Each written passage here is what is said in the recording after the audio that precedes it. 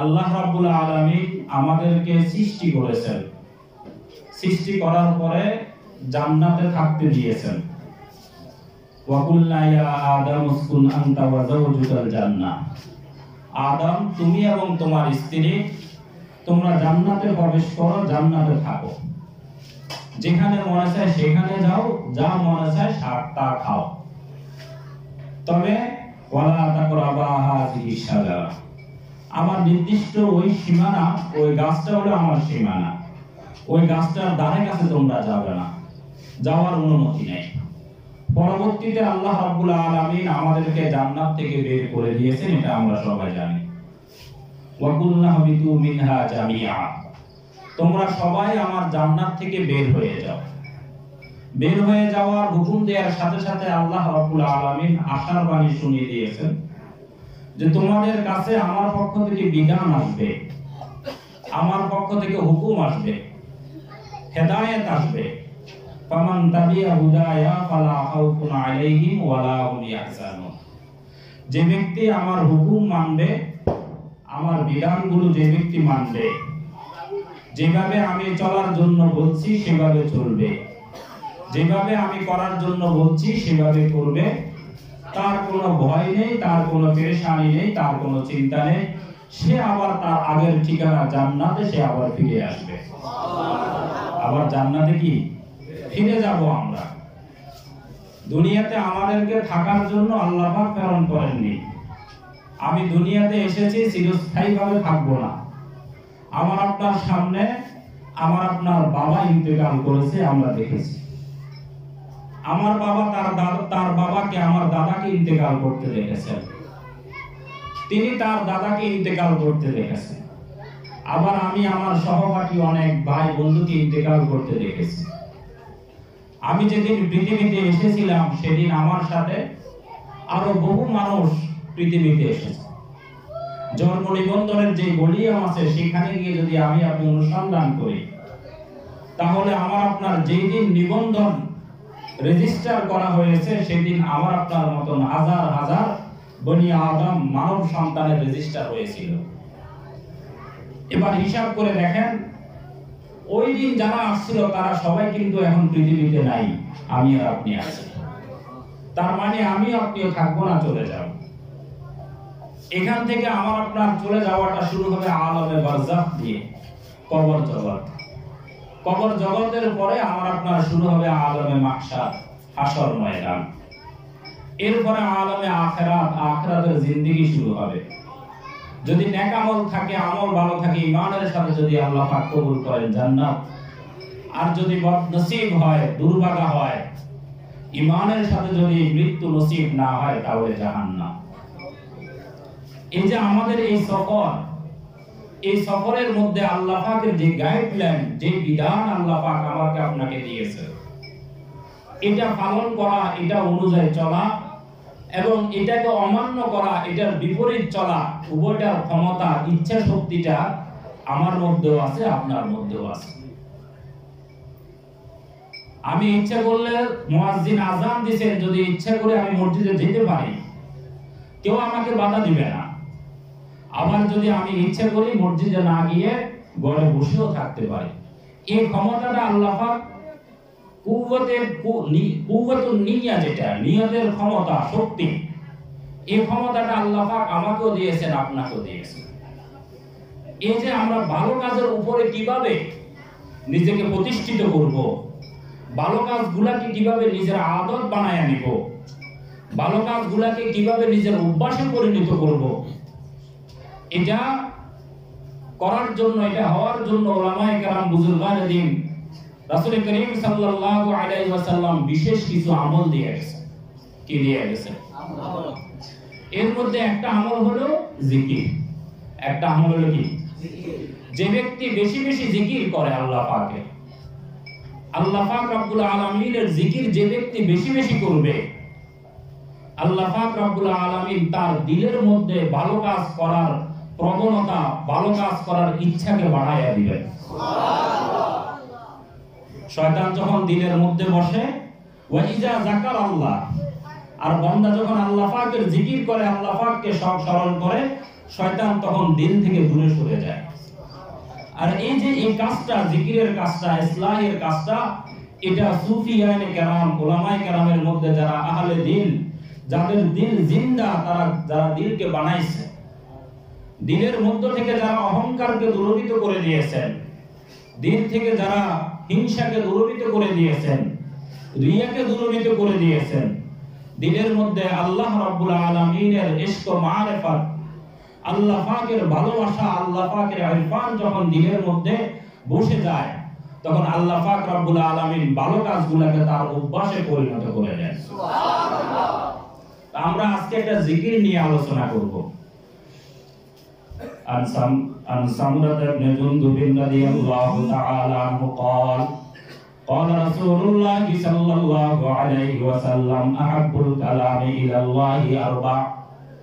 হযরত সামরা ইবনে জুনদুব রাদিয়াল্লাহু তাআলা আনহু বলেন, পৃথিবীতে যত কালিমা আছে, যত কথা আছে, আমি আপনি যত কথা বলি, সমস্ত কথা থেকে চারটা কালিমাকে আল্লাহ পাক রব্বুল আলামিন খুব ভালোবাসেন। কয়টা কালিমা? চারটা শব্দ এমন আছে যেগুলোকে আল্লাহ পাক রব্বুল আলামিন খুব বেশি ভালোবাসেন। কি? সুবহানাল্লাহ। এক নম্বর কি? সুবহানাল্লাহ, আলহামদুলিল্লাহ, লা ইলাহা ইল্লাল্লাহ, আল্লাহু আকবার। এই চারটা কালিমাকে আল্লাহ পাক রব্বুল আলামিন খুব বেশি ভালোবাসেন। হযরত আনাস রাদিয়াল্লাহু তাআলা আনহু বর্ণনা করেন, ইমাম মুনজিরি রাহমাতুল্লাহি আলাইহি আত-তারগীব ওয়া তারহিব নামক হাদিসের কিতাবের মধ্যে এই হাদিসটা নিয়ে এসেছেন। এক ব্যক্তি রাসূল করিম সাল্লাল্লাহু আলাইহি ওয়াসাল্লামের কাছে আসছেন, এসে বললেন, আল্লিমনি খায়রা, ইয়া রাসূলুল্লাহ, আপনি আমাকে ভালো কিছু শিখাইয়া দেন, ভালো কিছু কথা আমাকে শিখাইয়া দেন, ভালো কিছু ইবাদত আমাকে শিখাইয়া দেন। قال رسول الله صلى الله عليه وسلم قل سبحان الله والحمد لله ولا إله إلا الله الله أكبر। আল্লাহর নবী বললেন যে তুমি এই চারটা কালিমা বেশি বেশি বলবা। এক নম্বরে কি? সুবহানাল্লাহ। দুই নম্বরে আলহামদুলিল্লাহ। তিন নম্বরে লা ইলাহা। চার নম্বরে আল্লাহু আকবার। আল্লাহর নবী যখন এই চারটা কালিমা বলতেছেন, আকাদা বিয়াদিহি আরবা, গ্রাম্য মানুষ ছিলেন, শিক্ষিত ছিলেন না, যে বললে মুখস্থ করে ফেলতেন এরকম না, সে আঙ্গুলের সাথে মিলাইয়া নিতেছেন, প্রত্যেক আঙ্গুলের সাথে এক একটা কালিমাকে, এক একটা জিকিরকে সেট করে নিতেছেন। সুবহানাল্লাহ এক কালিমার সাথে, আলহামদুলিল্লাহ এক আঙ্গুলের সাথে, আল্লাহু আকবার আরেক আঙ্গুলের সাথে, এরপরে লা ইলাহা ইল্লাল্লাহ আরেক আঙ্গুলের সাথে। ফালাম্মা রাআহু রাসূলুল্লাহ সাল্লাল্লাহু আলাইহি ওয়াসাল্লাম তাবাসসামা, আল্লাহর নবী যখন দেখলেন সে আঙ্গুলের মধ্যে এভাবে সেট করতেছে, আল্লাহর নবী হেসে উঠলেন। হেসে ওঠার কিছুক্ষণ পরে ওই সাহাবী বলতেছেন, ইয়া রাসূলুল্লাহ, এই যে চারটা কালিমা আপনি শিক্ষা দিয়েছেন আমাকে, এই কুল্লুহু লিল্লাহি তাআলা, এই চারটা কালিমা আল্লাহর জন্য, এখানে তো আমার কিছু নাই। এখানে কি নাই? সুবহানাল্লাহ মানে হলো আল্লাহ সমস্ত দোষ থেকে পবিত্র। সুবহানাল্লাহ মানে কি? আল্লাহ যাবতীয় দোষ ত্রুটি থেকে কি পবিত্র। আমি যখন সুবহানাল্লাহ বললাম, এটার অর্থ হলো মক্কার কাফেররা, ইহুদি, নাসারা, পৃথিবীর যত ইসলাম বিরোধী শক্তি আছে, তারা আল্লাহ পাক রব্বুল আলামিনের বিরুদ্ধে, আল্লাহ পাক রব্বুল আলামিনের ব্যাপারে যত খারাপ কথা বলে, তারা বলে যে আল্লাহ পাক রব্বুল আলামিনের ছেলে হয়, নাউজুবিল্লাহ। তারা বলে আল্লাহ পাক রব্বুল আলামিনের মেয়ে, ফেরেশতারা আল্লাহ পাকের মেয়ে। হিন্দু ভাইরা বলেন যে আল্লাহ পাক রব্বুল আলামিন সব কাজ করতে পারেন না, ঈশ্বর সব কাজ করতে পারেন না, এজন্য সরস্বতীর দরকার হয়, দুর্গার দরকার হয়, কালীর দরকার হয়, এরপরে রামের দরকার হয়, ইত্যাদি দেব দেবীর দরকার হয়। এগুলো আল্লাহ পাকের কিছু কিছু কাজ করে দেন, এরপরে আল্লাহ পাক তার কাজ করতে পারেন। নাউজুবিল্লাহ। আমি সুবহানাল্লাহ বললাম মানে ইহুদিরা যত কথা আল্লাহ পাকের ব্যাপারে বলতেছে, সবগুলা থেকে আমি আল্লাহ পাককে পবিত্র মনে করলাম। খ্রিস্টানরা আল্লাহ পাকের ব্যাপারে যত অপবাদ দিয়েছে সবগুলা থেকে আমি আল্লাহ পাককে পবিত্র মনে করলাম। পৃথিবীর মধ্যে যতগুলা ত্রুটি হইতে পারে, যতগুলা নুকসান হইতে পারে, যতগুলো খারাপই হইতে পারে, যতগুলো অশ্লীল হইতে পারে, আমি মানুষ, আমার ক্লান্তি আসে, আমার আল্লাহর ক্লান্তি আসে না। আমি মানুষ, আমি ক্লান্ত হয়ে গেলে আমার ঘুম আসে, আমার আল্লাহর ঘুম আসে না। আমি মানুষ, আমার ক্ষুধা লাগে, আমার আল্লাহর ক্ষুধা লাগে না। আমি মানুষ, আমার কাজ পরিচালনা করতে হলে আমার ছেলে মেয়ের দরকার হয়, কিন্তু আমার আল্লাহ তার ছেলে মেয়ের দরকার হয় না। আমি মানুষ, আমি অভাবী হয়ে যাই, আমার টাকার দরকার হয়, আমার আল্লাহ কখনো অভাবে পড়েন না। আমি মানুষ, আমি অসুস্থ হয়ে যাই, আমার আল্লাহ কখনো অসুস্থ হন না। আমি মানুষ, আমি কখনো ভুলে যাই, আমার আল্লাহ কখনো ভুলে যান না। আমি মানুষ, আমি কখনো দুর্বল হয়ে যাই, আমার আল্লাহ কখনো দুর্বল হন না। এ জাতীয় যত ত্রুটি আছে, যত বিচ্যুতি আছে, যত খারাপই আছে, এই সবগুলো থেকে আমি ঘোষণা করলাম যে আমার আল্লাহ এগুলা থেকে পবিত্র। সুবহানাল্লাহ।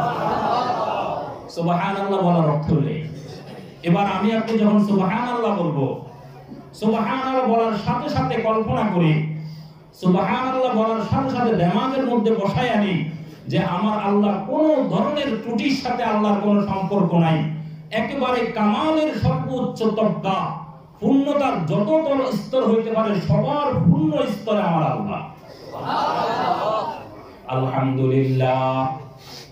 আলহামদুলিল্লাহ মানে সমস্ত প্রশংসা আল্লাহ রাব্বুল আলামিনের জন্য।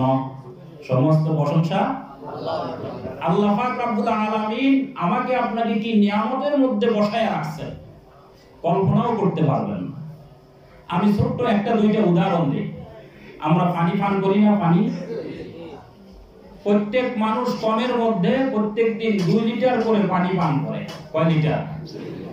বাজারে কিনতে যান 2 লিটার পানির দাম হলো 20 টাকা। 2 লিটার পানির দাম কত? 20 টাকা।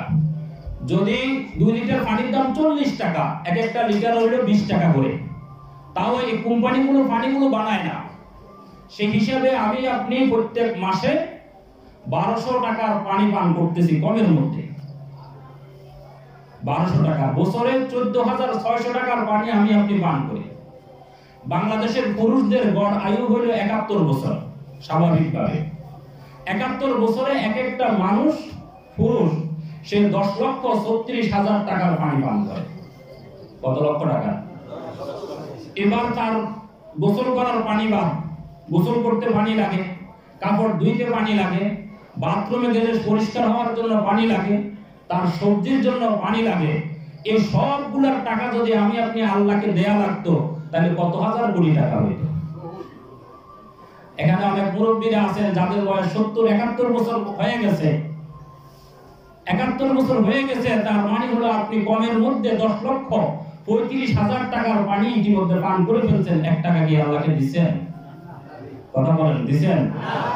তা আমি যখন আলহামদুলিল্লাহ বলি, আলহামদুলিল্লাহ, আলহামদুলিল্লাহ বলার অর্থ হলো আল্লাহ তুমি আমাকে যে সমস্ত নিয়ামত গুলো দান করেছো, এই নিয়ামত গুলোর মূল্য আমার দ্বারা আদায় করা সম্ভব নয়। আদায় করা কি নয়? এজন্য আমি তোমাকে তোমার শুকরিয়া আদায় করতেছি। আলহামদুলিল্লাহ। একজন মানুষ প্রত্যেক মিনিটে 17 বার নিঃশ্বাস গ্রহণ করে। কতবার? 17 বার। 17 বার নিঃশ্বাস গ্রহণের মধ্যে এক একটা নিঃশ্বাসে 8.5% হলো অক্সিজেন থাকে। কত? হিসাব করলে প্রত্যেক দিন কমের মধ্যে একজন মানুষ 550 লিটার অক্সিজেন গ্রহণ করে। কত লিটার? 550 লিটার অক্সিজেন গ্রহণ করি আমি আর আপনি। 550 লিটার অক্সিজেনের করোনার সময় যে দাম উঠেছে, কমের মধ্যে তার দাম দাঁড়ালো 3 লক্ষ টাকা। কত টাকা? 3 লক্ষ টাকা। যদি দৈনিক 3 লক্ষ টাকার অক্সিজেন লাগে, মাসে আমার আপনার 90 লক্ষ টাকার অক্সিজেন লাগতেছে। কত লক্ষ টাকা? হিসাব করলে দেখা যায় বছরে 11 কোটি টাকার উপরে অক্সিজেন লাগে। কত কোটি? 71 বছরের একজন মানুষ তার হায়াতের মধ্যে 71 বছরের একজন মানুষ তার হায়াতের মধ্যে 781 কোটি টাকার অক্সিজেন সে গ্রহণ করে। কত কোটি টাকা? 1-2 টাকা না, 1-2 কোটি টাকা না, 1 কোটি হইতে হইতে 100 কোটি, এভাবে 781 কোটি টাকার মানুষ অক্সিজেন গ্রহণ করে। বান্দা, আল্লাহ বলেন, বান্দা তুমি আমার নিয়ামতগুলোকে যাচাই বাছাই করে দেখো, আমি তোমাকে কত নিয়ামতের মধ্যে বাসায় রাখছি। আমি তোমাকে নামাজের দিকে আসতে বলি, তুমি আসো না। আমি তোমাকে পর্দা করতে বলি, তুমি পর্দা করো না। আমি তোমাকে মাদ্রাসার সাথে তোমার সম্পর্ক রাখতে বলি, তুমি রাখো না। আমার শুকরিয়া আদায় করার জন্য আলহামদুলিল্লাহ বলবা, সেটাও তোমার মন লাগে না। তুমি যদি অক্সিজেনটা শুধু যদি তুমি কিনে ব্যবহার করতে হইতো, তো তোমার সারা জীবনের মধ্যে 781 কোটি টাকার অক্সিজেন লাগতো। তোমার সম্পত্তি বিক্রি করে, তোমার বাবার সম্পত্তি বিক্রি করে, তোমার দাদার সম্পত্তি বিক্রি করে, 14 গোষ্ঠীর সম্পত্তি বিক্রি করেও তো তুমি 1 বছরের অক্সিজেনের দাম দিতে পারতা না। 1 বছরের অক্সিজেনের দাম হবে? আল্লাহ বলেন, বান্দা আমি তোমাকে তোমার হায়াতের মধ্যে 781 কোটি টাকার অক্সিজেন ফ্রি দিয়ে দিলাম। এবার আপনি যখন আলহামদুলিল্লাহ বলবেন, এটা মাথার মধ্যে নিয়ে বলেন, এটা দিমাগের মধ্যে কল্পনা করেন, এটার মুরাকাবা করেন। যখন আলহামদুলিল্লাহ বলবো তখন এটার চিন্তা ভাবনা করে বলেন, দেখেন আলহামদুলিল্লাহ বলতে কত মজা লাগে। আলহামদুলিল্লাহ, আলহামদুলিল্লাহ। আরেকটা উদাহরণ দিই, আল্লাহ পাকের নিয়ামত কত বেশি। আমার আপনার শরীরের মধ্যে, হাড়ের মধ্যে এক ধরনের অস্থি মজ্জা, লেয়া লেয়া জিনিস থাকে হাড়ের মধ্যে। এটা হাড়ের মধ্যে থাকে, বিভিন্ন জয়েন্টে থাকে। ওই যে গরুর নাড়া খাওয়ার সময় বের হয় না, এভাবে আমরা বের করি, এটাকে বলা হয় বোন মেরু। 65 কেজি একজন মানুষের শরীরের মধ্যে 2 কেজি 600 গ্রাম বোন মেরু থাকে। কয় কেজি? 2 কেজি। এগুলা বিক্রি হয় কালো বাজারে। এক একটা বোন মেরুর বিক্রি হয় 19 লক্ষ টাকার মতন। কত লক্ষ টাকার মতন? 19 লক্ষ টাকার মতন এক এক গ্রাম, কেজি না। সেই হিসাবে যদি আমার আপনার ওজন 65 কেজি হয়, আর শরীরের মধ্যে যদি 2 কেজি 600 গ্রাম বোন মেরু থাকে, এটার বাজার মূল্য হলো 520 কোটি টাকা। কত কোটি টাকা? 520 কোটি টাকা। এই যে চামড়া, এগুলো বিক্রি হয়, এক এক বর্গফুট চামড়া বিক্রি হয় $2700। কত ডলার? এক এক ডলার সমপরিমাণ বাংলাদেশি 80 টাকা। কত টাকা? 80 টাকা। এক একজন মানুষের দেহের মধ্যে কমের মধ্যে 20 বর্গফুট চামড়া থাকে। কত বর্গফুট? এটার বাজার থেকে কিনে যদি আপনার ছেলের গায়ে আপনার পরাইতে হইতো, অথবা আমি যদি আমার চামড়াটা কিনে শরীরের মধ্যে লাগান ফিট করব, এটা যদি করতে হইতো, তাহলে 43 লক্ষ টাকা লাগতো। কত লক্ষ টাকা? 43 লক্ষ টাকা। আল্লাহ বলেন, বান্দা তোমার জন্য আমি 781 কোটি টাকার অক্সিজেন ফ্রি দিয়ে দিলাম। 10,35,000 টাকার কমের মধ্যে পানি ফ্রি দিয়ে দিলাম। তোমার শরীরের মধ্যে 520 কোটি টাকার বোন মেরু দিয়ে দিলাম। শরীরের সৌন্দর্যের জন্য 43 লক্ষ টাকার চামড়া দিয়ে দিলাম। এবার তুমি এক একটা নিয়ামতকে হিসাব করতে থাকো। আমার তোমার জন্য আমি কত নিয়ামতের ব্যবস্থা করেছি। এক একটা চোখ যদি তুমি কিনে ফিট করতে হইতো, কত টাকা তোমার লাগতো? এক একটা কিডনি যদি তোমার শরীরের মধ্যে তুমি ফিট করতে, তাহলে কত টাকা লাগতো? এক একটা তোমার যে কিডনি আছে, এটা যদি তোমার শরীরের মধ্যে তুমি কিনতে হইতো, কত টাকা লাগতো? এই সবগুলা হিসাব করে তুমি লেখা শুরু করো। আমি ঘোষণা করে দিলাম, কুল্লাউ কানাল বাহরু মিদাদান লিকালিমাতি রাব্বি লানাফিদাল বাহরু কাবলা আন তানফাদা কালিমাতু রাব্বি ওয়ালাউ জিনা বিমিসলিহি মাদাদা। বান্দা, তোমার উপর আমার নিয়ামত যেগুলো, এক একটা করে হিসাব করো। হিসাব করার পরে তুমি লিখতে থাকো। লিখতে লিখতে তোমার কলমের কালি শেষ হয়ে যাবে। পৃথিবীর মধ্যে যে 7 সাগরগুলো আছে, আরব মহাসাগর, ভারত মহাসাগর, বঙ্গোপসাগর, যত মহাসাগর আছে, যত নদী আছে, যত জলাশয় আছে, সবগুলো পানিকে তুমি কালি হিসেবে ব্যবহার করে আমার নিয়ামতগুলো লিখতে থাকো। তোমার কালি শেষ হয়ে যাবে, সমুদ্রের পানি শেষ হয়ে যাবে। পৃথিবীর যত গাছ আছে, গাছগুলোকে তুমি কলম হিসেবে ব্যবহার করে আমার নিয়ামতগুলো লিখতে থাকো। তোমার গাছগুলো শেষ হয়ে যাবে, পৃথিবীর আরেকটা গাছও বাকি থাকবে না যে তুমি কলম বানাবে। সাগরের মধ্যে 1 ইঞ্চি পানি থাকবে না যেটাকে তুমি কালি হিসেবে ব্যবহার করবে। এভাবে 1 বার 2 বার 7 বারও যদি তুমি কালি হিসেবে ব্যবহার করো, এরপর আমার নিয়ামত তুমি লিখে শেষ করতে পারবে না। এরপর নিয়ামত কি হবে না? আলহামদুলিল্লাহ, এবার এটা কল্পনা করে যখন আপনি বলবেন আলহামদুলিল্লাহ, দেখেন মজাটা আরেক রকম হবে। কল্পনা করা, এটাকে বলা হয় মুরাকাবা। এটাকে বলা হয় কি? এটা যখন আমি আপনি করব, এটা যখন কল্পনা করে করে আলহামদুলিল্লাহ বলবো, তখন দেখবেন আলহামদুলিল্লাহর মধ্যে ব্যবধান হয়ে যাবে। কালকের আলহামদুলিল্লাহ আজকের আলহামদুলিল্লাহ সমান হবে না। কালকের আলহামদুলিল্লাহ আজকের আলহামদুলিল্লাহ কি হবে না? বেষ্টন হয়ে যাবে, বেষ্টন হয়ে যাবে। শুধু একটু চিন্তা ভাবনা করার দরকার। ওই আরবি বলতেছে, ইয়া রাসূলুল্লাহ, আপনি যে চারটা কালিমা আমাকে শিক্ষা দিয়েছেন সবগুলো তো আল্লাহর জন্য, ফামালে আমার জন্য কি? আল্লাহু আকবার মানে আল্লাহ বড়, লা ইলাহা ইল্লাল্লাহ মানে আল্লাহ ছাড়া কোনো মাবুদ নাই। অর্থাৎ ওই আরবির উদ্দেশ্য ছিল আল্লাহর নবীকে বলা যে আমাকে আপনি কিছু দোয়া শিক্ষা দেন। কি শিক্ষা দেন? আরবির এই কথা শোনার পরে, সাহাবীর এই কথা শোনার পরে রাসূলুল্লাহ সাল্লাল্লাহু আলাইহি সাল্লাম বলেন, ইজা কুলতা সুবহানাল্লাহ, আমার সাহাবী তুমি যখন সুবহানাল্লাহ বলবা, তুমি যখন সুবহানাল্লাহ বলো, তখন আল্লাহ পাক রব্বুল আলামিন বলেন সাদাক্তা, তুমি সুবহানাল্লাহ বলতে দেরি আল্লাহ পাক আরশে আযম থেকে, তোমার আরশে আযম থেকে তোমার সুবহানাল্লাহর জবাব দিতে দেরি করে না। সুবহানাল্লাহ, তুমি একবার সুবহানাল্লাহ বলে আল্লাহ বলেন সাদাক্তা। তুমি যখন আল্লাহু আকবার বলবা, আল্লাহ বলবেন সাদাক্তা। তুমি যখন লা ইলাহা ইল্লাল্লাহ বলবা, তখন আল্লাহ পাক বলবেন সাদাক্তা।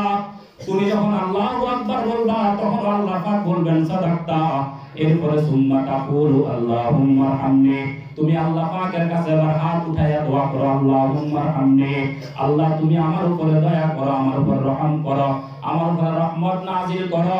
তুমি যখন এই দোয়া করবা, তাকুলু সুবহানাল্লাহু তাআলা, আল্লাহ পাক রব্বুল আলামিন বলেন, আল্লাহ পাক রব্বুল আলামিন বলেন কাদ ফাআলতু, আমার উম্মত, আমার বান্দা, তুমি সুবহানাল্লাহ বলার পরে আমার কাছে দোয়া করছো, সুবহানাল্লাহ, আলহামদুলিল্লাহ, লা ইলাহা ইল্লাল্লাহু, আল্লাহু আকবার, এই চারটা তাসবিহ আদায় করার পরে তুমি যখন বলবা আল্লাহুম্মা আরহামনি, আল্লাহ আমার উপর দয়া করেন, আমার উপর রহম করেন, আল্লাহ পাক রব্বুল আলামিন বলেন কাদ ফাআলতু, বান্দা আমি তোমার উপর রহম করে দিয়েছি। সুবহানাল্লাহ, রহম। সুম্মা তাকুলু আল্লাহুম্মা রযুকনি, এরপরে তুমি বলবা আল্লাহ রিজিকের অভাবে আছি, রিজিকের ব্যবস্থা নাই, খাবারের ব্যবস্থা নাই, ঋণের মধ্যে পড়ে আছি, ছেলে মেয়ে হয় না, ঘর বাড়ি নাই, জামা পোশাক নাই, কিছু নাই, আল্লাহুম্মা রযুকনি, আল্লাহ তুমি আমাকে রিজিক দাও। এই কথা বলার সাথে আল্লাহ পাক রব্বুল আলামিন বলেন তাকুলু কাদ ফাআলতু, বান্দা আমি তোমার রিজিকের ফয়সালা করে দিয়েছি। সুবহানাল্লাহ, সুম্মা তাকুলু আল্লাহুম্মা গফিরলি, এরপরে তুমি বলবা আল্লাহ তুমি আমাকে ক্ষমা করে দাও, আমার গুনাহগুলো ক্ষমা করে দাও। কত গুনাহ করে ফেলেছি, কত গুনাহ হয়ে গেছে, ইচ্ছা অনিচ্ছার মধ্যে কত গুনাহ করেছি, সারা রাত মোবাইল নিয়ে অন্ধকার ঘরের মধ্যে কত খারাপ খারাপ জিনিস দেখেছি, মা বাবার নাফরমানি করেছি, মানুষের টাকা মেরে খেয়েছি, নামাজটা আদায় করি নাই, রোজাগুলো ঠিকমতো আদায় করি নাই, জিকির আজকার করি নাই, বেপরদা হয়ে চলছি। আল্লাহুম্মা গফিরলি, আল্লাহ তুমি আমার গুনাহগুলো ক্ষমা করে দাও। আল্লাহ রাব্বুল আলামিন বলেন তাকুলু, আল্লাহ বলেন কাদ ফাআলতু, বান্দা তুমি যখন চারটা তাসবিহ আদায় করেছো, চারটা তাসবিহ আদায় করার পরে তুমি যখন আমার কাছে তোমার গুনাহ ক্ষমা চাইছো, আমি তোমার গুনাহগুলো ক্ষমা করে দিয়েছি। সুবহানাল্লাহ, কয়টা তাসবিহ? চারটা। কি কি? সুবহানাল্লাহ, সুবহানাল্লাহ, সুবহানাল্লাহ, সুবহানাল্লাহ, সুবহানাল্লাহ, সুবহানাল্লাহ, সুবহানাল্লাহ, সুবহানাল্লাহ, আলহামদুলিল্লাহ, আলহামদুলিল্লাহ, আলহামদুলিল্লাহ, আলহামদুলিল্লাহ, লা ইলাহা ইল্লাল্লাহ, লা ইলাহা ইল্লাল্লাহ, লা ইলাহা ইল্লাল্লাহ, আল্লাহু আকবার, আল্লাহু আকবার, আল্লাহু আকবার, আল্লাহু আকবার। এই চারটা তাসবিহ। কয়টা তাসবিহ? চারটা। রাসূল করিম সাল্লাল্লাহু আলাইহি ওয়াসাল্লাম বলেন ইন্নাল্লাহা আস্তাফা মিনাল কালামি আরবা'a, আল্লাহ পাক রব্বুল আলামিন চারটা কালিমাকে পছন্দ করে নিয়েছেন। কয়টা কালিমা? চারটা। ইন্নাল্লাহা আস্তাফা মিনাল কালামি আরবা'a, আল্লাহ পাক চারটা কালিমাকে পছন্দ করে নিয়েছেন। চারটা কালিমা হলো সুবহানাল্লাহি ওয়াল হামদুলিল্লাহি ওয়া লা ইলাহা ইল্লাল্লাহু, আল্লাহু আকবার, আকায়ে মাদানী তাজেদার মদিনা মুহাম্মদ মুস্তাফা সাল্লাল্লাহু আলাইহি ওয়াসাল্লাম বলেন ইজা ক্বালা আলহামদুলিল্লাহ, যখন কোন বান্দা আলহামদুলিল্লাহ বলে আল্লাহ পাক রব্বুল আলামিন কুতিবাত লাহু আশারু হাসানা, তার আমলনামার মধ্যে আল্লাহ 20 হাসানা, তার আমলনামার মধ্যে আল্লাহ পাক রব্বুল আলামিন 20টা নেকি লিখে দেন। সুবহানাল্লাহ। কয়টা নেকি? 20টা। ইজা ক্বালা আলহামদুলিল্লাহ কুতিবাত লাহু 20 হাসানা, তার আমলনামার মধ্যে 20টা নেকি লিখে দেওয়া হয়। ওয়া হুত্তাত আনহু 20 সাইয়্যা, এবং তার আমলনামা থেকে 20টা গুনাহ মুছাইয়া দেওয়া হয়। সুবহানাল্লাহ। 20টা গুনাহ কি করে দেওয়া হয়? যখন কোন ব্যক্তি আল্লাহু আকবার বলে, যখন কোন ব্যক্তি লা ইলাহা ইল্লাল্লাহ বলে, যখন সুবহানাল্লাহ বলে, প্রত্যেক বারের বিনিময়ে আল্লাহ পাক রব্বুল আলামিন 20টা করে নেকি লিখে দেন, 20টা করে গুনাহ তার ক্ষমা করে দেন। সুবহানাল্লাহ। ওয়া ইজা ক্বালা আলহামদুলিল্লাহ, যখন বান্দা আলহামদুলিল্লাহ বলে মিন তিলকাই নাফসিহি, যার হৃদয় থেকে আলহামদুলিল্লাহ বলে, আমার নিয়ামতগুলোকে কল্পনা করে, আমার নিয়ামতগুলো তার চোখের সামনে তুলে ধরে, তাকে আমি কত টাকার পানি ফ্রিতে পান করাচ্ছি, তাকে আমি কত টাকার অক্সিজেনের ব্যবস্থা করে দিয়েছি, তার শরীরের মধ্যে 520 কোটি টাকার বোন মেরুর ব্যবস্থা করে দিয়েছি, 43 লক্ষ টাকার চামড়া দিয়ে দিয়েছি, তার জন্য কত কিছু ব্যবস্থা করে দিয়েছি। এগুলা যখন মুরাকাবা করবে, এগুলা যখন তার কল্পনার মধ্যে আনবে, চিন্তার মধ্যে আনবে, তার দিল থেকে মিন তিলকাই নাফসিহি, তার দিল থেকে আলহামদুলিল্লাহ যখন আসবে, আল্লাহর নবী বলেন সুবহানাল্লাহর জন্য 20টা, আল্লাহু আকবারের জন্য 20টা, লা ইলাহা ইল্লাল্লাহর জন্য 20টা। কিন্তু যখন সে আলহামদুলিল্লাহ মিন তিলকাই নাফসিহি, হৃদয়ের গভীর থেকে বলবে, হৃদয়ের গভীর থেকে বলবে, তার জন্য আমি 30টা নেকির ব্যবস্থা করে দেব। কয়টা নেকি? 30টা। ওয়া হুত্তাত আনহু 30 সাইয়্যা, আমি তার আমলনামা থেকে 30টা গুনাহকে আমি মিটাইয়া দিব, maaf করে দেব। কারণ মনে হয় যেন এই গুনাহগুলো সে জীবনেও করে নাই। সুবহানাল্লাহ। আল্লাহ পাক আমাদেরকে আমল করার তৌফিক দান করুন। আমিন। রাসূল করিম সাল্লাল্লাহু আলাইহি ওয়াসাল্লাম বলেন, আমি মেরাজের রজনীতে, মেরাজের রাত্রিতে, আল্লাহ নবীর মেরাজ হইছে না? জি। লাকিতু ইব্রাহিম লাইলাতাল উসরিয়া বি, যে রাত্রিতে আমার মেরাজ হইছে, আমি ইব্রাহিম আলাইহিস সালাতু ওয়াস সালামের সাথে আমার সাক্ষাৎ হয়েছে। ইব্রাহিম আলাইহিস সালাতু ওয়াস সালামের সাক্ষাৎ হওয়ার পরে আমাকে আমাদের পিতা ইব্রাহিম আলাইহিস সালাম বললেন যে তুমি তোমার উম্মতকে আমার পক্ষ থেকে সালাম জানাইও। কি জানাইও? সালাম। তাকে সালাম জানাইবা। এরপর আমি তাদের জন্য একটা পয়গাম দিতেছি, তাদের জন্য আমি একটা পয়গাম দিতেছি, সেটা তাদেরকে শোনাইয়া দিবা। পয়গামটা কি? ইন্না তুরবাতাল জান্নাতি ইন্নাল জান্নাতা তাইয়্যিবাতুত তুরবা ওয়া আযবুল মা, জান্নাতের মাটিগুলো খুব উর্বর, ফসল হওয়ার উপযুক্ত। কিছু জমিন আছে না, আপনি ওখানে বীজ বপন করার পরেও চারা ওঠে না, সার দেওয়ার পরেও কাজ হয় না। আবার কিছু জমিন আছে এমনি বীজগুলো ফালাই দিলে ওখান থেকে কি হয়ে যায়? চারা উঠে যায়। তো আল্লাহর নবীকে হযরত ইব্রাহিম আলাইহিস সালাম বলতেছেন যে জান্নাতের যে মাটিগুলো এটা হলো উর্বর, এখানে চাষাবাদ করার জন্য সবচেয়ে উপযুক্ত জায়গা। ওয়া আযবাল মা'i, তার পানিগুলো মিষ্ট, ফসলের জন্য উপযোগী। ওয়া ইন্নাল জান্নাতা কিয়াম, তবে জান্নাত খালি, জান্নাতের মধ্যে কোনো কিছু নাই, জান্নাত খালি পড়ে আছে। জান্নাত কি পড়ে আছে? খালি পড়ে আছে। প্রত্যেক মানুষ দুনিয়াতে থেকে থেকে তার জান্নাতের সৌন্দর্য তাকে নির্মাণ করতে হবে। প্রত্যেক মানুষ দুনিয়াতে থেকে থেকে তার জান্নাতের সৌন্দর্য তাকে কি করতে হবে? নির্মাণ করতে হবে। জান্নাতে কোনো বীজ নাই, মাটি আছে, পানি আছে, তবে বীজ বপন করা হয় নাই। তোমার উম্মতকে আমার কাছ পক্ষ থেকে গিয়ে বলে দিও, জান্নাতের বীজ হলো সুবহানাল্লাহি ওয়াল হামদুলিল্লাহি ওয়া লা ইলাহা ইল্লাল্লাহু আল্লাহু আকবার। এই চারটা কালিমা হলো জান্নাতের বীজ।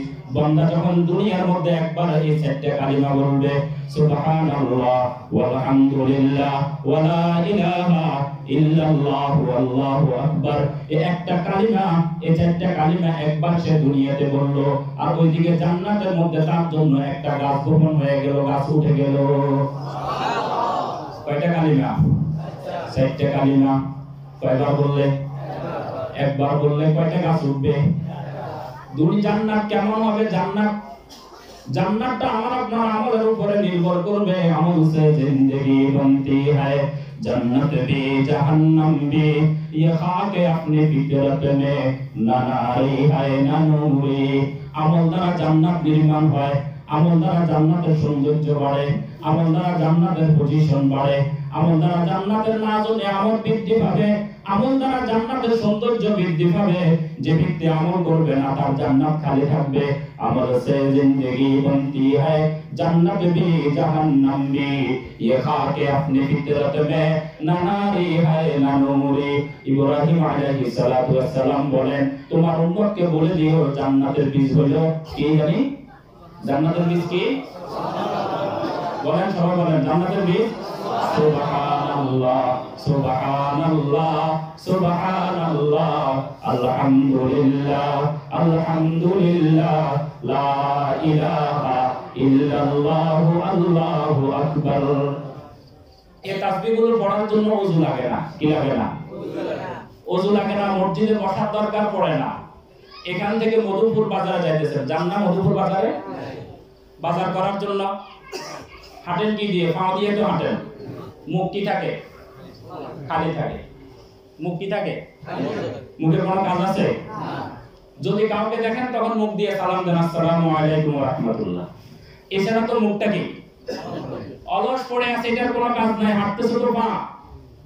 বাড়ি থেকে বের হয়েছেন, তাসবিহ একটা হাতে নেন। যদি তাসবিহ যদি না থাকে হাতের আঙ্গুলের মধ্যে করেন, বলতে মনে না চাইলে না করেন, সমস্যা নাই। ঘর থেকে বের হওয়ার সাথে সাথে বলেন সুবহানাল্লাহ সুবহানাল্লাহ সুবহানাল্লাহ সুবহানাল্লাহ সুবহানাল্লাহ, কলবে জাকির দে মুঝে और रोने वाली आंखें दे, कल्बे जाकिर दे मुझे और रोने वाली आंखें दे, ताकि मैं उतारा हो तेरे रज़ा की वास्ते। सुबहानल्लाह सुबहानल्लाह सुबहानल्लाह सुबहानल्लाह। ঘর থেকে বের হইছেন, কোন পর্যন্ত সুবহানাল্লাহ বলেন। পোলের ক্ষেত্রে যাইয়া সিদ্ধান্ত পরিবর্তন করে এবার আলহামদুলিল্লাহ ওই রাস্তার মাথা পর্যন্ত বলেন। এরপরে আরেকটা সময় পর্যন্ত আল্লাহু আকবার বলেন। এরপরে বাজারে ঢোকা পর্যন্ত আলহামদুলিল্লাহ বলেন। দেখবেন আপনার আমলনামার মধ্যে কতগুলা নেকি লেখা হয়ে গেছে। একদিন দুই দিন ভাই আমার কষ্ট হবে, মুরব্বীরা কষ্ট হবে, খেয়াল করতে হবে। একদিন দুই দিন তিন দিন চার দিন যখন ঘর থেকে বের হবেন সুবহানাল্লাহ শুরু করবেন, কোন পর্যন্ত যাইবেন আলহামদুলিল্লাহ শুরু করবেন, রাস্তার মাথা যাইবেন লা ইলাহা ইল্লাল্লাহ বলবেন, বাজারের মুখে যাই আল্লাহু আকবার শুরু করবেন। একদিন দুই দিন কষ্ট লাগবে, এক সপ্তাহ দুই সপ্তাহ কষ্ট লাগবে। আমি আপনাদেরকে আল্লাহর উপর ভরসা করে খোদার কসম খেয়ে বলি, আপনি যদি দুই দিন তিন দিন চার দিন খেয়াল করে বলেন, এক সপ্তাহ খেয়াল করে বলেন, এরপরে দেখবেন আপনার অভ্যাস হয়ে গেছে। ঘর থেকে বের হয়েছেন, মনের মধ্যে খেয়ালও আসে নাই, মুখের মধ্যে শুরু হয়েছে সুবহানাল্লাহ সুবহানাল্লাহ সুবহানাল্লাহ সুবহানাল্লাহ সুবহানাল্লাহ সুবহানাল্লাহ। একদিন দুই দিন কষ্ট হবে, বুঝে আসছে? কয়দিন? একদিন দুই দিন কষ্ট হবে। দেখবেন 10 দিন 15 দিন যদি একটু খেয়াল করেন, এক সপ্তাহ খেয়াল করেন, এরপরে ঘর থেকে বের হলে কি শুরু হবে? আমার মা বোনেরা আপনারাও এসেছেন শুনেছি, আপনি যখন রান্না করতে যাবেন, রান্না করার সময় আপনি যখন রান্না করার জন্য সবজিগুলা কাটবেন, কাটতে তো আপনার হাত ব্যবহার হচ্ছে, কিন্তু আপনার মুখটা খালি পড়ে আছে, মুখের কোনো কাজ নাই। যখন আপনি এই সবজিগুলা কাটবেন, সাথে সাথে সুবহানাল্লাহ বলা শুরু করেন। সবজিগুলো যখন ধুইতে যাবেন, পরিষ্কার করতে যাবেন, আলহামদুলিল্লাহ বলেন। ওইখান থেকে আসার সময় আল্লাহু আকবার বলেন। এটা যখন পাতিলের মধ্যে রাখা এখানে মশলা দিবেন, চুলার উপরে উঠাইবেন, তখন আল্লাহু আকবার বলা শুরু করেন, আলহামদুলিল্লাহ বলা শুরু করেন। একদিন দুই দিন কষ্ট হবে, এক সপ্তাহ দুই সপ্তাহ খেয়াল করতে হবে। এরপরে দেখবেন সবজি কাটতে গেছেন, সুবহানাল্লাহ শুরু হয়ে গেছে। সবজি পরিষ্কার করতে গেছেন, আলহামদুলিল্লাহ শুরু হয়ে গেছে। সবজি নিয়ে আসতেছেন, আল্লাহু আকবার শুরু হয়ে গেছে। সবজি চুলার উপরে দিয়ে রান্না করতেছেন, আলহামদুলিল্লাহ আল্লাহু আকবার ইত্যাদি জিকিরগুলো আপনার মুখ দিয়ে শুরু হয়ে যাবে। আল্লাহর নবী বলেন ক্বালা রাসূলুল্লাহ সাল্লাল্লাহু আলাইহি ওয়াসাল্লাম ইন্না সুবহানাল্লাহি ওয়াল হামদুলিল্লাহি ওয়া লা ইলাহা ইল্লাল্লাহু আল্লাহু আকবার তুনফিজুল খাতায়া কামা তুনফিজুশ শাজারু ওয়ারাকাতাহা। আমার বান্দা এই চারটা তাসবিহ পড়লে তোমার কি ফায়দা হবে আমি তোমাকে বলে যাই, শুনে নাও। ইন্না সুবহানাল্লাহি ওয়াল হামদুলিল্লাহি ওয়া লা ইলাহা ইল্লাল্লাহু আল্লাহু আকবার।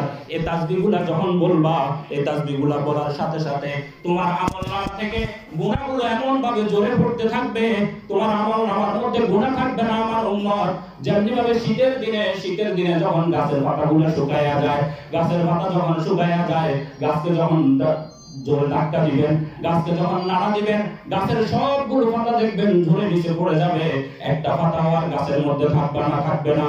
আমার উম্মত তুমি যখন এই তাসবিহগুলো পড়বা, ইন্না সুবহানাল্লাহি ওয়াল হামদুলিল্লাহি ওয়া লা ইলাহা ইল্লাল্লাহু আল্লাহু আকবার তুনফিজুল খাতায়া কামা তুনফিজুল শাজারাতু ওয়ারাকাতাহা। যেমনি গাছের পাতাগুলো ঝরে পড়ে যায়, বান্দা আমি তোমার আমলনামা থেকে তোমার গুনাহগুলোকে ঝেড়ে পড়ে তোমার আমলনামাটা পরিষ্কার করে দেব। কত ছোট্ট আমল, আমল কি খুব বেশি বড়? এই শব্দগুলো কে কে মুখস্থ পারি না? হাত তোলেন তো। সবাই পারি? কে কে পারি না? সবাই পারি। কারা কারা পারি বলেন তো? হাত তোলেন। আমরা সবাই পারি না? শিখা লাগবো? কারি সাহেবের কাছে আসতে হবে? ওযু করা লাগবে? মসজিদে বসতে হবে? কত সহজ আমল। ইসলাম অনেক সহজ জিনিস। ইসলাম কি সহজ জিনিস। আজকে থেকে চেষ্টা করব তো ইনশাআল্লাহ। সুবহানাল্লাহ সুবহানাল্লাহ সুবহানাল্লাহ সুবহানাল্লাহ সুবহানাল্লাহ সুবহানাল্লাহ। এক ইনায়ত কি নজর মেরি तरफ कर दीजिए, एक इनायत की नजर मेरी तरफ कर दीजिए, सीना मेरा नूर अरफा से जरा भर दीजिए। अल्लाह अल्लाह अल्लाह अल्लाह अल्लाह अल्लाह। এভাবে জিকির করতে থাকেন, দেখবেন আল্লাহ পাক রব্বুল আলামিন মনের মধ্যে ভালো ভালো কাজগুলোকে পছন্দ করায়া দিবেন। সকল গুনাহ থেকে আল্লাহ পাক আপনাকে বাঁচার তৌফিক দান করে দিবেন। হাদিসের মধ্যে আছে ইজা তাকাররাবা আবদি বিন নওয়াফিল, যখন বান্দা নফল ইবাদত করে করে আমার নিকটবর্তী হয়ে যায়, আমি তখন বান্দার হাত হয়ে যায় যে হাত দিয়ে সে জিনিস ধরে। আমার হাতটা যদি আল্লাহ পাকের নিয়ন্ত্রণে চলে যায়, তাহলে আমার এই হাত দ্বারা কি কোনোদিন হারাম কিছু স্পর্শ করা হবে? কি বলেন? হাতের নিয়ন্ত্রণ যদি কার কাছে চলে যায়? আল্লাহর কাছে যদি চলে যায়, এই হাত দিয়ে কখনো হারাম কিছু হবে না। চোখের নিয়ন্ত্রণ যদি আল্লাহ পাকের কাছে চলে যায়, চোখ দিয়ে কখনো বেপরদা হবে না। দিলের নিয়ন্ত্রণ যদি আল্লাহ পাকের কাছে চলে যায়, দিনের মধ্যে কখনো খারাপ কিছু আসবে না। দিমাগের নিয়ন্ত্রণ যদি আল্লাহ পাকের কাছে চলে যায়, দিমাগের মধ্যে কোনো কিছু আসবে না। दिल जिंदा व बेदारा अगर हो तू बता दरीज, बंदे को अता करते ही चश्मे निगरावर। আমিন সফদর কারবি রাহমাতুল্লাহি আলাইহি একজন আল্লাহর ওলি, পাকিস্তানের গত শতাব্দীর মানুষ। কি নাম? আমিন সফদর। তো উনি বলছেন, উনি আগে গায়রে মুকাল্লিদ, আলে হাদিস ইত্যাদি ছিলেন, পীর মুরিদিকে ভালোবাসতেন না। একদিন ওনার বাড়ির পাশে একজন পীর সাহেব আসছেন। তো পীর সাহেব আসছেন, মুসাফা করতে গেছে আর বলছেন যে ভাই, তোমার মুরিদ হয়ে যাওয়া উচিত, তোমার দ্বারা অনেক বড় কাজ হবে। আমি সফদর কারবি রাহমাতুল্লাহ আলাইহি বলেন, আমি এটাকে পছন্দ করি না, আবার আমাকে মুরিদ হওয়ার জন্য বলতেছে। পরে উনি আমাকে তার কামরা নিয়ে বললেন যে তুমি আহমদ আলী লাহোরী রাহমাতুল্লাহ আলাইহির কাছে মুরিদ হইবে। উনি অনেক বড় আল্লাহর ওলি ছিলেন আহমদ আলী লাহোরী। উনি যখন মারা গেছেন, ওনার কবর থেকে এমন খুশবু বের হওয়া শুরু হয়েছে যে খুশবুর সাথে পৃথিবীর কোনো খুশবুর কোনো সম্পর্কই নেই। সুবহানাল্লাহ। আহমদ আলী লাহোরী। তো তুমি তার কাছে যাই কি করবা? তার কাছে যাই তুমি মুরিদ হয়ে যাইবা। তো উনি বললেন, আমি আহমদ আলী লাহোরীর লিখিত কিতাবগুলো পড়া শুরু করলাম। পড়তে পড়তে একটা কিতাবে দেখলাম কুদ্দামুদ্দিন কিতাবের নাম। এই কিতাবের মধ্যে আমি দেখলাম যে তিনি লিখছেন, যদি বান্দা আল্লাহ পাকের হুকুম অনুযায়ী চলে, বান্দার দিলের মধ্যে যদি আল্লাহ পাকের মহব্বত, ইশক, মারিফত চলে আসে, তাহলে সে কোনটা হালাল কোনটা হারাম সে বুঝতে পারে। সুবহানাল্লাহ। কোনটা হালাল কোনটা হারাম কি করতে পারে, বুঝতে পারে। এটা শোনার পরে আমার মাথার মধ্যে খটকা লাগলো, তিনি তো আর গায়েব জানেন না, তিনি কিভাবে হালাল হারাম বুঝবেন। তা আমি করলাম কি, একদিন স্কুলে, তখন স্কুলে শিক্ষক ছিলেন, স্কুলে আমি হাঁটতেছিলাম, এমন সময় একজন শিক্ষক বলতেছে যে ভাই এই টাকাটা হারাম টাকা, কারো দরকার হলে নিতে পারো। তো আমি ওই টাকাটা ওই শিক্ষক থেকে নিলাম। আমার উদ্দেশ্য হলো আমি আহমদ আলী লাহোরীকে কি করব, পরীক্ষা করব। ঘটনাটা তাজাল্লিয়াতে শব্দের প্রথম নম্বর খণ্ড, 8 খণ্ডের কিতাব তাজাল্লিয়াতে শব্দের প্রথম নম্বর খণ্ডের মুকাদ্দিমার মধ্যে আহমদ আলী আমিন শব্দের উকাদবির ভাই মেরে রাহবার শিরোনামে উল্লেখ করছেন। তো আমিন শব্দের উকাদবি বলতেছেন আমি ওই হারাম টাকাটা নিয়ে নিলাম, আমার উদ্দেশ্য হলো আমি পরীক্ষা করে দেখব যে আহমদ আলী লাহোরী আসলে বুঝতে পারেন কিনা। তো আমি হারাম টাকা দিয়ে কিছু ফল কিনলাম, আপেল কিনলাম মনে করেন, আর হালাল টাকা দিয়ে কিছু আপেল কিনলাম, সেম আপেল, যাতে একটা আরেকটার মধ্যে আলাদা না হয়। তবে আমি বোঝার জন্য আমার মতন করে একটা চিহ্ন দিয়ে আসছি যে এগুলো হারাম দিয়ে কিনছি, এগুলো আমি কি হালাল দিয়ে কিনছি। এরপরে পুরোটা সবগুলো মিক্স করছি। মিক্স করার পরে আমি এগুলাকে নিয়ে, আমি শব্দের উকারবি বলতেছেন, আমি এগুলাকে নিয়ে আহমদ আলী লাহোরী রহমতুল্লাহর কাছে গেলাম। যাইয়া বললাম যে হযরত মুরিদ होने के लिए आया हूं, ये হাদিয়া है, আমি মুরিদ হওয়ার জন্য আসছি, আর এগুলো আপনার জন্য হাদিয়া নিয়ে আসছি। আহমদ আলী লাহোরী রহমতুল্লাহ বললেন, আমি শব্দের উকারবি রহমতুল্লাহ বলেন যে আহমদ আলী লাহোরী আমার ব্যাগটা নিছেন, নেয়ার পরে যেগুলো আমি হারাম টাকা দিয়ে কিনছি এগুলাকে আলাদা করছেন, আর যেগুলো হালাল টাকা দিয়ে কিনছি এগুলাকে আলাদা করছেন। যেগুলো হালাল টাকা দিয়ে কিনছি সেগুলো আলাদা, যেগুলো হারাম টাকা দিয়ে কিনছি সেগুলো কি আলাদা। আলাদা করার পরে বলতেছে যে এটা হালাল এটা হারাম, এটা হালাল এটা কি হারাম। আমি শব্দুল উকারবি রহমাতুল্লাহ বলেন আমি অবাক হয়ে গেলাম, কিন্তু এটা কিভাবে সম্ভব? আমি সেই ফল কিনছি কোন জায়গা থেকে, ওইখানে তো ওনার কোনো সম্পর্ক নেই। আবার এগুলো আমি আমার মতন করে চিহ্ন দিছি, উনি কিভাবে জানে কোনটা হালাল কোনটা হারাম?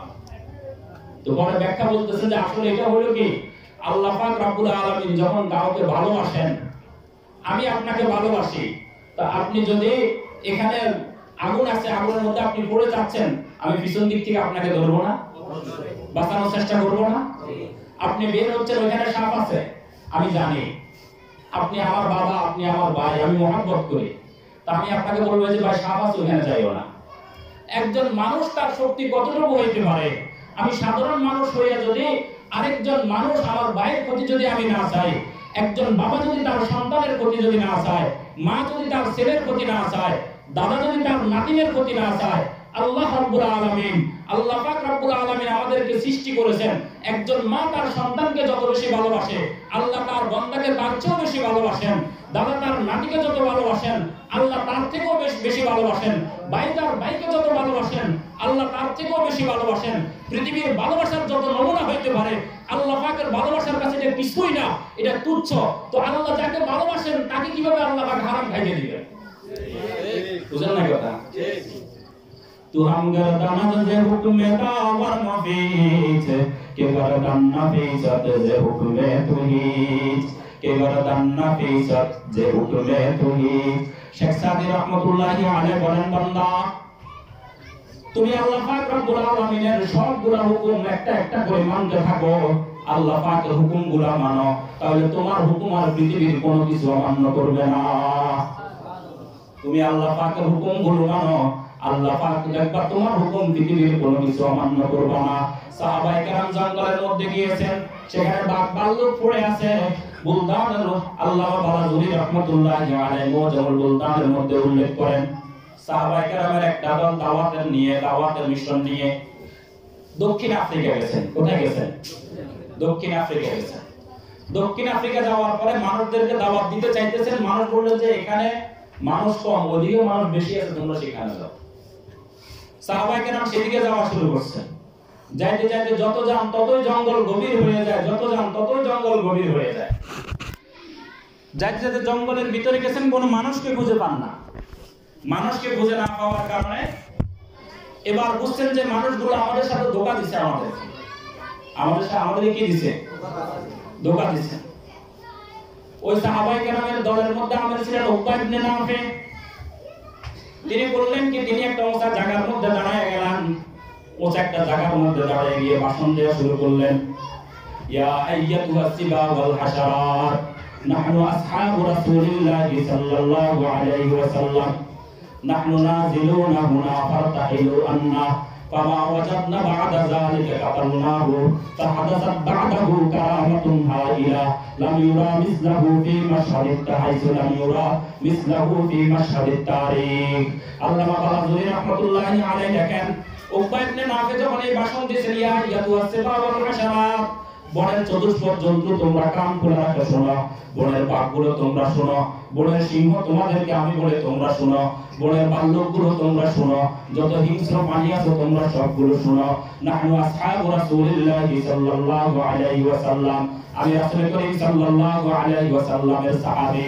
নাহনু আসহাবু রাসূলিল্লাহি সাল্লাল্লাহু আলাইহি ওয়াসাল্লাম, আমি নবীজির আমরা নবীজির সাহাবী।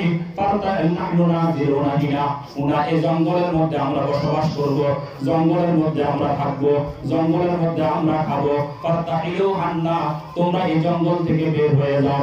বাঘ তুমি জঙ্গল থেকে বের হয়ে যাবা, বিচ্ছু তুমি জঙ্গল থেকে বের হয়ে যাবা।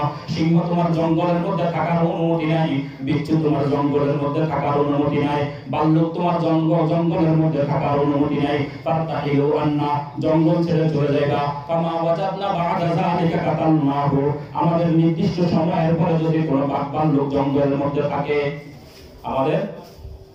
আমাদের নির্দিষ্ট সময়ের পরে যদি বাঘ ভাল্লুক জঙ্গলের মধ্যে পাই, সাপ তোমাকে যদি জঙ্গলের মধ্যে তোমার দেখা হয়, বিচ্ছু তোমাকে যদি জঙ্গলের মধ্যে পাই, কাতালনাহু, তোমাকে হত্যা করে ফেলবো, জবাই করে দেব, তোমাকে হত্যা করে ফেলবো।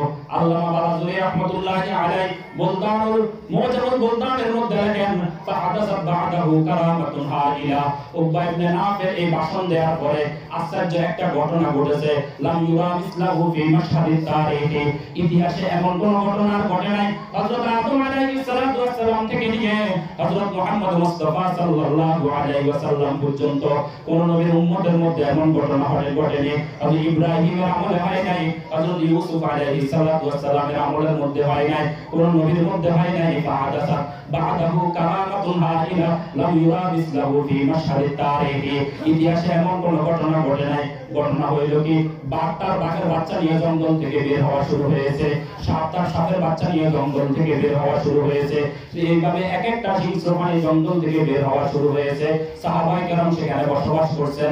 আল্লামা বালাজুরি রাহমাতুল্লাহি আলাইহি মুজামুল বুলদানের মধ্যে লেখেন হযরত উকবা ইবনে নাফির এই ঘটনা দেওয়ার পরে একটা বিচ্ছু পর্যন্ত সেখানে খুঁজে পাওয়া যায় নাই, একটা বিষাক্ত পোকাও সেখানে খুঁজে পাওয়া যায় নাই। আল্লাহ পাক রব্বুল আলামিনের হুকুম যখন আমি আপনি পুঙ্খানুপুঙ্খানুভাবে মানা শুরু করব, আল্লাহ পাকের হুকুম যখন আমার জীবনের মধ্যে বাস্তবায়ন হয়ে যাবে, নামাজটা যখন সময় মতো হবে, পর্দা যখন ঠিক মতো হবে, সুদ থেকে যখন বাঁচবো, ঘুষ থেকে যখন বাঁচবো, দুর্নীতি যখন বাঁচবো, 2 নম্বরে থেকে যখন বাঁচবো, পর্দা যখন ঠিক মতো করব, নামাজ যখন ঠিক মতো পড়বো, জিকির যখন ঠিক মতো করব, আল্লাহ পাক রব্বুল আলামিন এমন একটা শক্তি দান করবেন, এমন একটা ক্ষমতা দান করবেন। তু হামদার দানার যে হুকমে দাওয়ার মফিজ কে গরদান নাফিসাত যে হুকমে পুরিজ, তোমার হুকুম পৃথিবীর কোন চতুষ্পদ জন্তু পর্যন্ত অমান্য করবে না। বুঝে আসছে? আমরা আলোচনা করতেছিলাম সুবহানাল্লাহ ওয়াল হামদুলিল্লাহ ওয়ালা ইলাহা ইল্লাল্লাহু আল্লাহু আকবার। আল্লাহর নবী বলেন কুল্লু তাহলিলিন সাদাকা, প্রত্যেক লা ইলাহা ইল্লাল্লাহ বলবা তোমার আমলনামা সদকার সওয়াব লেখা হয়ে যাবে। ওয়া কুল্লু তাহমিদিন সাদাকা, তুমি তাহমিদ আলহামদুলিল্লাহ বলবা তোমার আমলনামার মধ্যে সদকার আমল নেক আমল লেখা শুরু হয়ে যাবে। তুমি আল্লাহু আকবার বললা, ওয়া কুল্লু তাকবীরাতিন সাদাকা, তাকবীর বলবা আমলনামার মধ্যে সদকার সওয়াব লেখা হবে। কি লেখা হবে? তাসবিহটা কি জানি?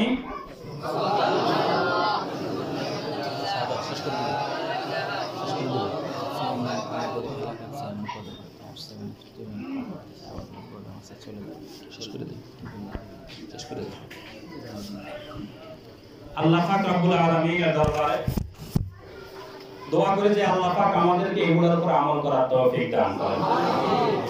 এই যে মাদ্রাসা এখানে তৈরি হয়েছে, সৃষ্টি হয়েছে, এই মাদ্রাসা আমার আপনার সবার। মাদ্রাসার ওসিলা করে প্রত্যেক সপ্তাহে এখানে জিকিরের মজলিস হয়। কিসের মজলিস হয়? এই যে আমি শুধু 4টা কালিমার ফজিলত বলা শুরু করছি, এখনো শেষ হয় নাই, আর অনেকগুলো হাদিস বাকি আছে। রাসূল করিম সাল্লাল্লাহু আলাইহি ওয়াসাল্লাম যে ফজিলত বর্ণনা করছে, এক একটা কালিমা আফজালু যিকরি লা ইলাহা ইল্লাল্লাহ ওয়া আফজালুদ দুআই আলহামদুলিল্লাহ, সর্বোত্তম দোয়া আলহামদুলিল্লাহ, সর্বোত্তম জিকির আল্লাহ লা ইলাহা ইল্লাল্লাহ। তো এই যে প্রত্যেক সপ্তাহে যে জিকিরের মজলিস হয়, মাসে যে ইসলাহি মজলিস হয়, এখানে যখন আমি আপনি আসব, জিকিরের উপরে যদি আদি হয়ে যায়, জিকির যদি অভ্যাসে পরিণত হয়, তাহলে ভালো কাজগুলো আমার অভ্যাসে পরিণত হয়ে যাবে। ভালো কাজগুলো ভালো লাগা শুরু হবে, খারাপ কাজগুলো খারাপ লাগা শুরু হয়ে যাবে। যখনই হাত উঠাবো আল্লাহ পাকের কাছে দোয়া করে, আল্লাহ যে কাজগুলোকে তুমি ভালোবাসো সেগুলোকে আমার হৃদয়ের মধ্যে ভালো লাগাইয়া দাও, আর যেগুলোকে তুমি খারাপ মনে করো সেগুলোকে আমার কাছে ঘৃণিত করে দাও। আল্লাহ পাক আমাদেরকে আমল করার তৌফিক দান করেন। আমাদের অত্র মাদ্রাসার মুহতামিম হযরত মাওলানা মুফতি শাহাদাত হুসাইন দামাত বরকাতুল্লাহ আলিয়া আমার ছাত্র হলেও আমলে আখলাকে আমার থেকে অনেক উপরে। আল্লামা শফি রাহমাতুল্লাহি আলাইহি খেলাফত দান করেছেন। এখানে জিকিরের মজলিস হয়, তার মজলিসে আমরা আসব। এই যে মাদ্রাসা শুরু হয়েছে, আমি শুনেছি মাদ্রাসার 6 লক্ষ টাকা ঋণ হয়ে গেছে, অনেক বড় পেরেশানি। এখানে কোরআনে কারীমের তেলাওয়াত হইতেছে, এই ঋণগুলো যাতে পরিশোধ হয় এবং ওনার কাছে এসে জিকিরের মজলিসে বসে নিজের আত্মাকে পরিশুদ্ধ করে নিব, ইসলাহে নফস করার তৌফিক দান করেন। ফাসাতাযকুরুনা মা আকুলু লাকুম ওয়া উফারবিজু আমরি ওয়া আমরাকুম ইলাল্লাহ ওয়াল্লাহু সামিউম বিল ইবাদ।